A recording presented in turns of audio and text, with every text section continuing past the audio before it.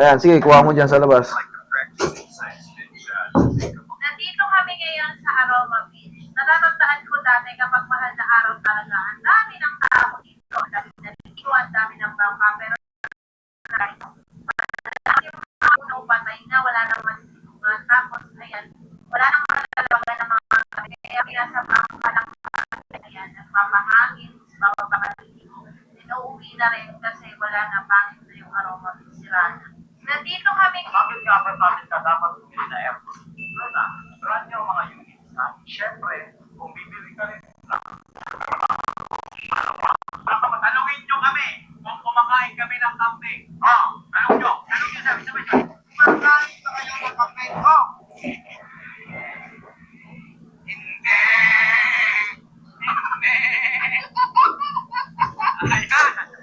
Ayan, kita nyo? Kami na ngayon ng relax. Bakit? Sa umaga, 4, 9 to 10, 10 to 11, 11 to 12, 4, 8. Kaninang 1 to 2, 6. 2 to 3, 6. O ngayon, may inaantay na lang kami yung 4 to 5, 2 na lang ata. O, mag-aalas 4 pa lang. 3:30 pa nga lang, ang bilis. Tsaka ang pila, pag nakita nyo, pagdating nyo, mahuli man kayo, 4 lang yung pila.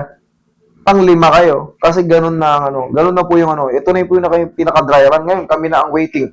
Wala nang pila, ang bilis ko, naka-22 na kagad ako. Ang bilis. Okay? Tsaka hindi na stress yung mga pumipila. Kasi nakikita nila, 1, 2, 3 na lang. 4. Pinakamahabang pila. Ganun lang. Kailangan sundin nyo lang yung mga book nyo. Pag sinabi sa inyo, 10 to 11 kayo, dun kayo pumunta, 10, 11. Kasi kayo na yung yan. Mahuli man kayo ng konti. Pero sana, huwag kayong pupunta. Kung binigyan kayo ng 10 to 11, huwag kayong pupunta ng 3 to 4. Doon tayo hindi magkakasundo kasi i-rebook namin kayo.